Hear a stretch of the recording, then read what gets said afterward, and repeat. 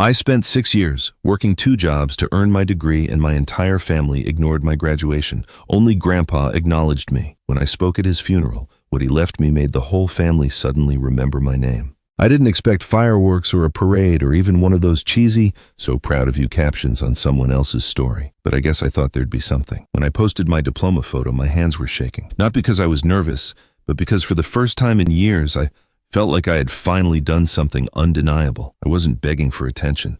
I just wanted a flicker of acknowledgement, some sign that I existed outside of birthday cards with the wrong name and group texts I was mysteriously left out of. I remember refreshing the post every few minutes, telling myself, "Don't care about it. It's just a post." But it wasn't. It was me saying, "Hey, I made it through," even when no one helped, even when no one noticed. The photo got exactly 1 like. No fire emojis, no "so proud of you," not even a pity congrats from my mom. Just one lone thumbs up from Grandpa William, who still signed off every Facebook comment with "Love Gramps," like it was an email. At first I laughed. Then I sat with it. I'd spent 6 years scraping my way through night school while working 2 jobs. One at a gas station that smelled like burnt burritos and despair, and another hauling boxes in a warehouse where the forklift had more dignity than most of the managers. I didn't go to some Ivy League school with stadium chants and frat parties. I went to a local tech college because it was all I could afford.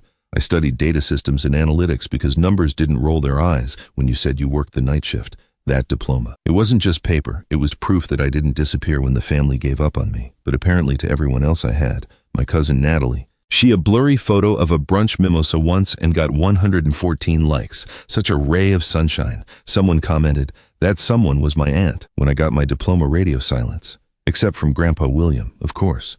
He not only liked the post, he called me 10 minutes later. He didn't say proud. He said, "I knew you'd do it. I've seen how hard you work even when no one's looking." That hit different. My family always had a knack for showing up after the spotlight hit, after the engagement ring, after the big promotion, after the destination wedding invites went out. But struggle, growth, the hustle, nah, that made them uncomfortable. See, I wasn't the golden child, or even the silver or bronze.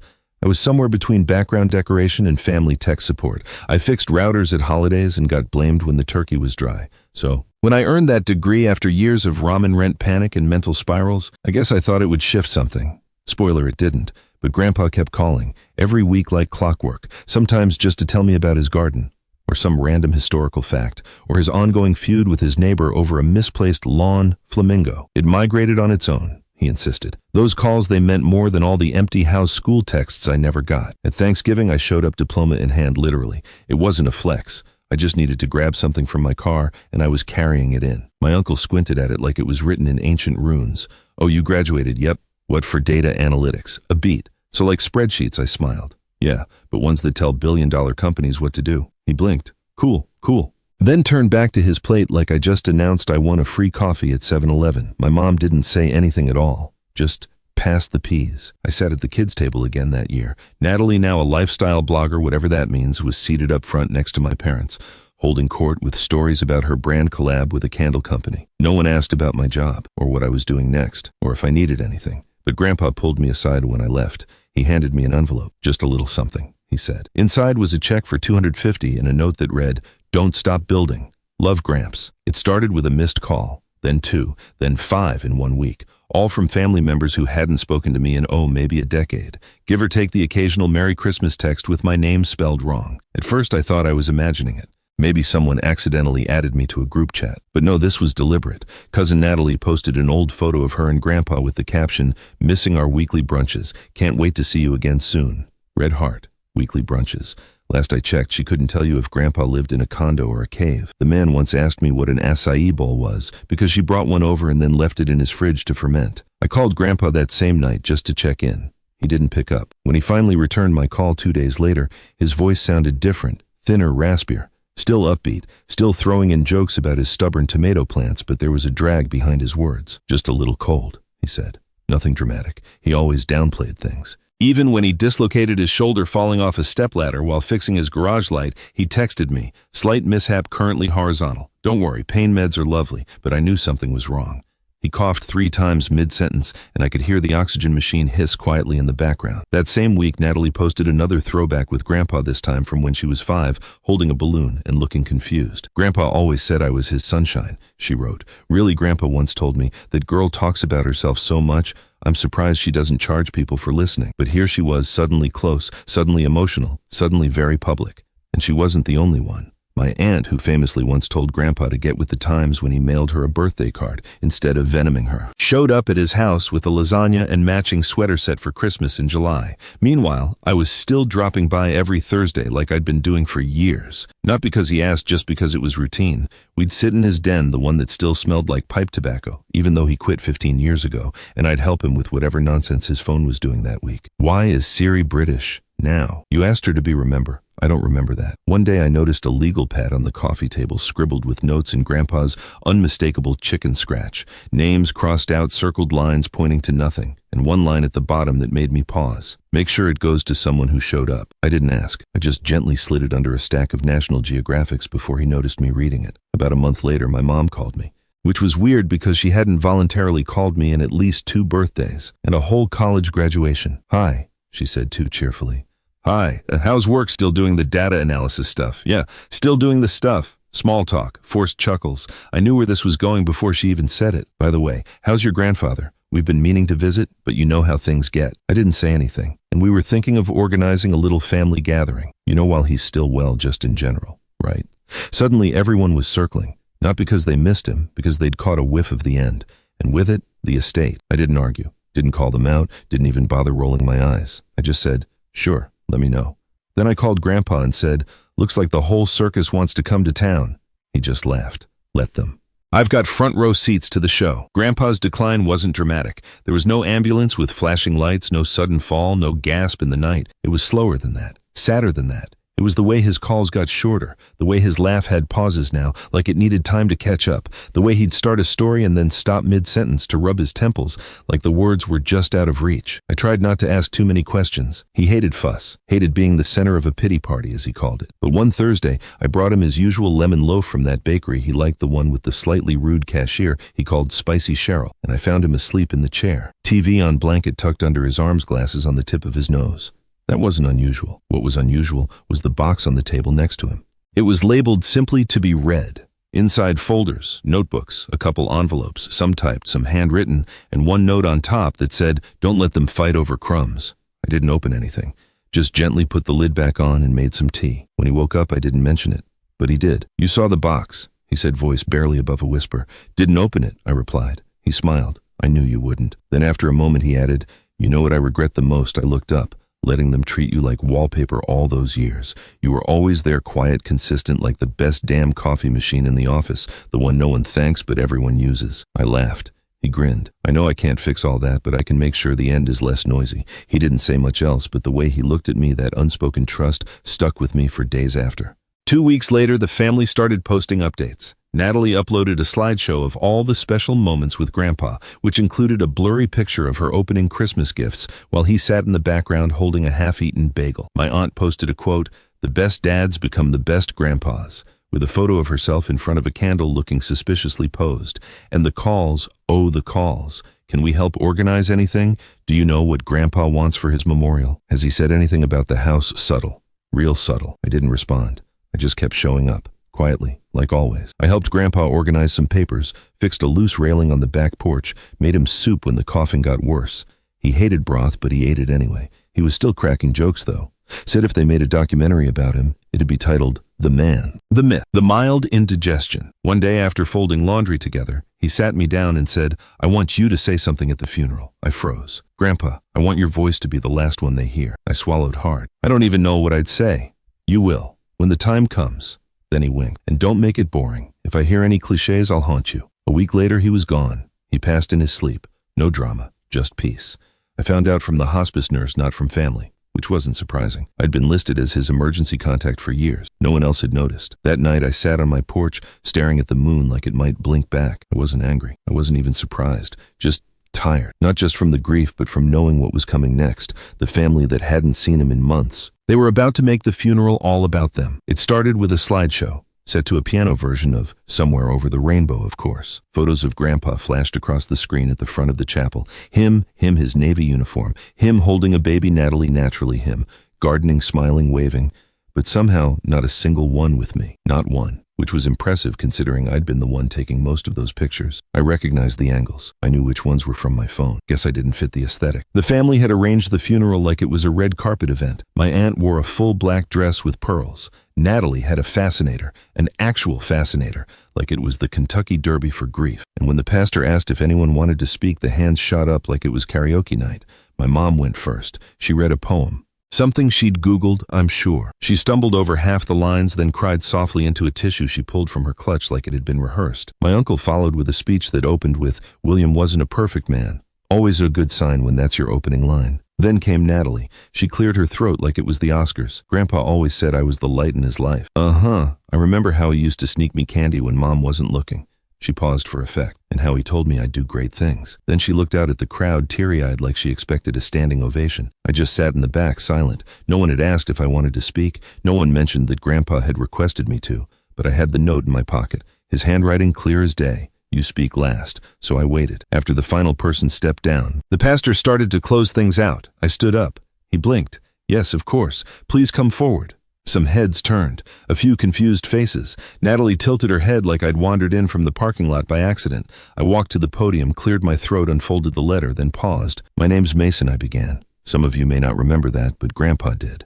The room went still. I wasn't the loudest person in the family. I didn't have a candle brand or a podcast or a dramatic reunion to post about. A few chuckles, nervous ones. But I was there every Thursday. I brought the lemon loaf. I fixed his porch light. I listened when the rest of the world talked over him. I reached into my pocket and pulled out a paper, a small yellowing note. I want to read something he wrote. Not for Instagram, not for applause, just for me. I unfolded it. My voice cracked. Just a little. To the one who showed up, who never asked for attention, who made my last years easier just by being kind. You may not be the loudest in the room, but you are the one I trusted most. Speak last, let them hear it, and then walk away smiling. I folded the note, slowly looked up, and met every single one of their eyes. Thanks, Grandpa. I walked back down the aisle before the applause could even start. I wasn't there for their approval. I was there for him. The will reading was set for the following Tuesday at a lawyer's office downtown that smelled like leather and disappointment. They called it a small gathering. It wasn't. Every cousin, uncle, estranged half-relative, and vaguely connected +1 showed up in black suits that still had the price tags tucked under the collar. I'm pretty sure one of them was wearing cologne called Inheritance. I came in last. No dramatics. Just walked in, took the only seat left between Natalie and a ficus that was somehow already dying. She looked at me like I was the seating mistake. I just smiled. Before the lawyer even entered the room, buzzed with nervous energy. My uncle muttered something to his wife about liquid assets. My mom asked if he had crypto. Natalie reapplied her lip gloss like this was a press event. "Do you think he mentioned the house?" my aunt whispered, not very quietly. Someone snorted. "Bet he split it evenly." "Right." Then the lawyer, Mr. Penfield's stiff tie glasses, he adjusted every sentence, walked in, and cleared his throat like he was auditioning for Broadway. "If everyone's ready, we'll begin." Now, to be clear, no one had said Grandpa was rich, but you could feel the hope in the air. Everyone sat straighter. Phones disappeared. Natalie folded her hands like she was about to be knighted. And then Mr. Penfield began. It started normally. "To my daughter, I leave the family photo albums. May they remind you of the years we forgot how to talk." Oof. "To my grandson, Eric, the set of woodworking tools you admired but never used. May you finally build something with your own hands." Brutal. Natalie perked up when he got to her. "To Natalie, the decorative plates you always complimented. You're welcome to them. Please don't try to sell them on Etsy." I swear I heard a snort from the paralegal. I should have been bracing for what came next, but I wasn't. I expected maybe the flamingo statue, a gardening book, something small. Private, a quiet nod to our Thursday lemon loaf ritual. Instead, Penfield paused dramatically, and lastly, every head turned to the one who showed up. My breath caught.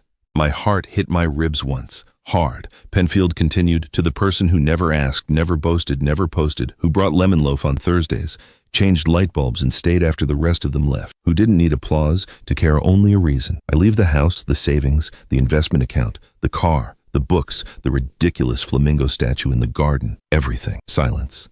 Penfield straightened his glasses and said the line, "And by name I leave it all to Mason Carter." The silence broke hard. My aunt gasped like someone slapped her. Natalie's mouth actually dropped. One cousin muttered, "No freaking way." And me, I just sat there. Still, silent, exactly like always. No reaction, no smirk, just nodded once and said, "Thank you." Penfield handed me an envelope. In Grandpa's handwriting it said, "Read this when it starts to feel unreal." I slipped it into my jacket, didn't open it. Not yet. After the reading, no one said a word to me. Not directly, but I could feel it. The glares, the whispered curses, the sideways glances like I cheated on a test they didn't study for. Natalie brushed past me on the way out and hissed, "He barely even liked lemon loaf." I didn't reply, but I wish I'd said, he liked me. That was enough. I stepped outside, finally letting my chest rise fully, and just when I thought I was in the clear, my uncle followed me out. "Hey," he said, arms folded, "you know this isn't right. Excuse me, you manipulated him. You isolated him. He wasn't in his right mind." I laughed. Actually laughed. I was the only one who showed up. That's it. No games, no strategy, just care. He opened his mouth to argue but stopped. Maybe because he knew. Maybe because he didn't have a comeback. Either way, I left him standing in the parking lot clutching his dignity like it was non-refundable. They waited exactly 2 days before the call started. Not even a full 48 hours of mourning before the first. "Hey, just checking in." Smiling face with smiling eyes. Message popped up. From Natalie, of course. Then came the texts. "Mom, I know you're probably overwhelmed. We should talk." And Linda, "Let's not let money tear the family apart." Eric, "Yo man, I was wondering if I could borrow the car for a bit, just while I figure stuff out." By Friday I was getting group messages, full paragraphs, quotes from Grandpa, even Bible verses. I'm not religious, neither are they. But nothing says desperation like weaponized Corinthians. Then came the big one. Mom called. I stared at the screen for a good minute before picking up. "Hi Mason," she said with a voice so sweet it could have caused cavities. "Hi, I just wanted to say I'm proud of you." Silence. "That speech you gave at the funeral, beautiful. Really. Grandpa would have loved it."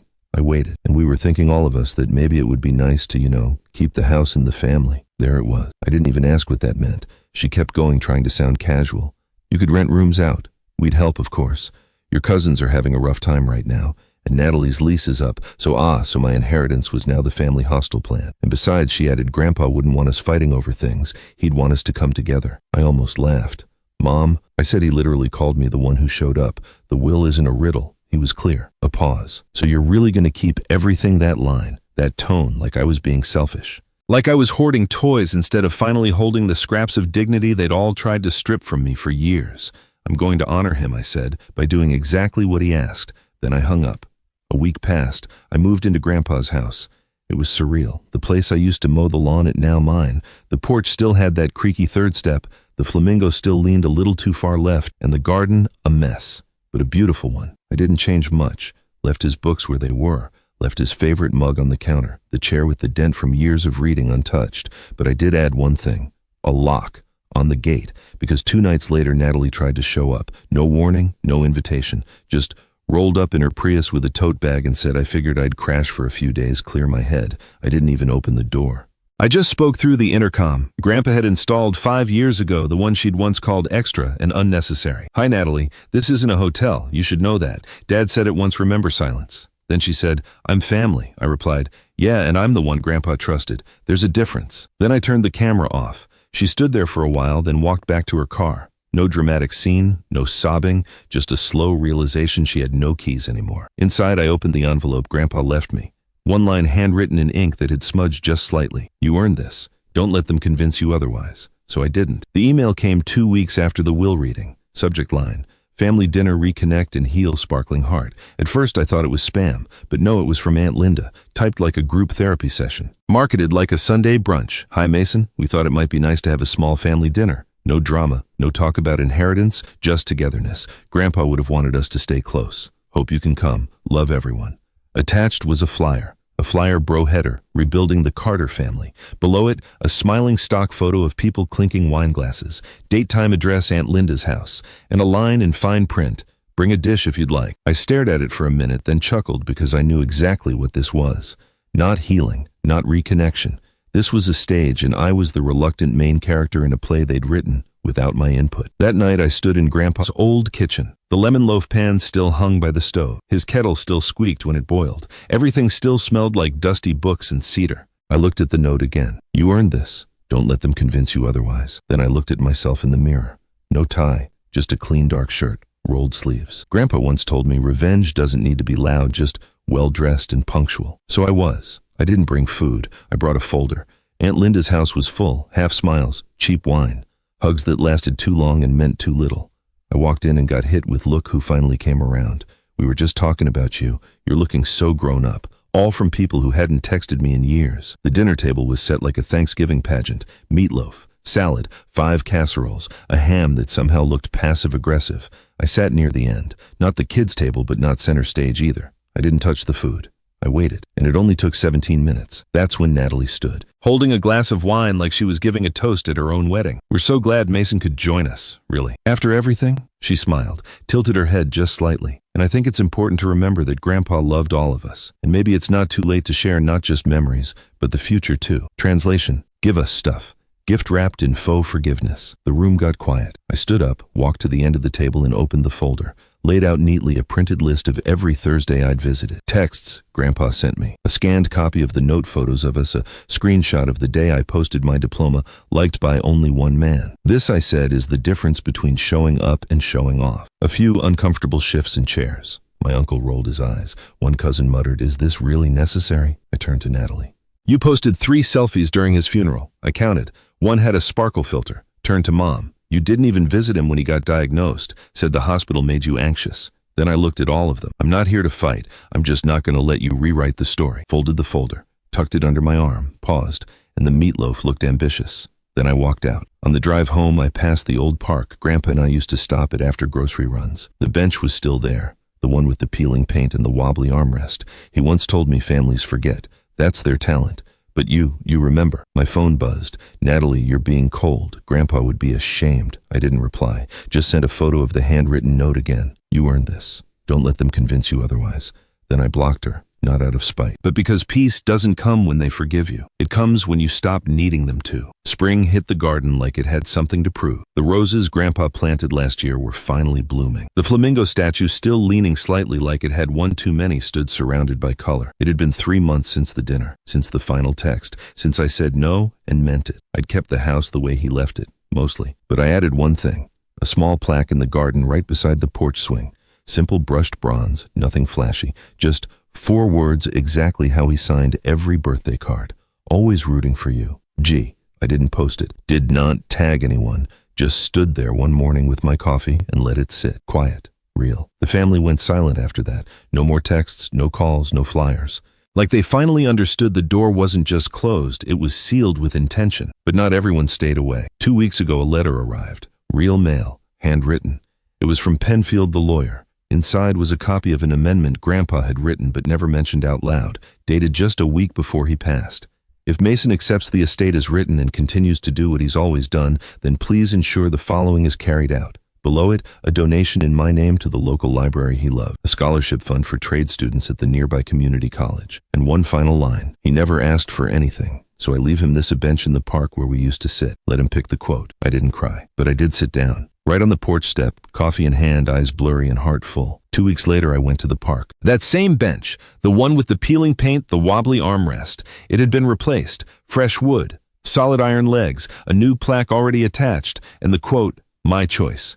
I had to think hard about it, wanted it to be right. So I went back to an old text, the first one Grandpa ever sent me, back when I was still in school, still unsure, still invisible to half my family. It said, "The world may never clap for you. Show up anyway." So that's what I had engraved. I sat down, leaned back, and just let the silence fill me. Before I left, a kid passed by with a backpack slung over one shoulder, balancing a drink in one hand and a notebook in the other. He looked like someone trying, not succeeding yet, but trying. He paused, glanced at the bench, then at me. "You picked that quote?" "Yeah," he nodded. "It's good." Then he sat down, didn't say anything else. Just pulled out his notebook and started writing. And for the first time in a long time, I smiled. Not the polite kind, not the "I'm fine" kind, the real kind, the kind Grandpa would have caught from across the room and pointed at. That bench, it wasn't just for sitting. It was a reminder that quiet doesn't mean small, that presence matters more than posts, and that sometimes the biggest win isn't revenge, it's peace.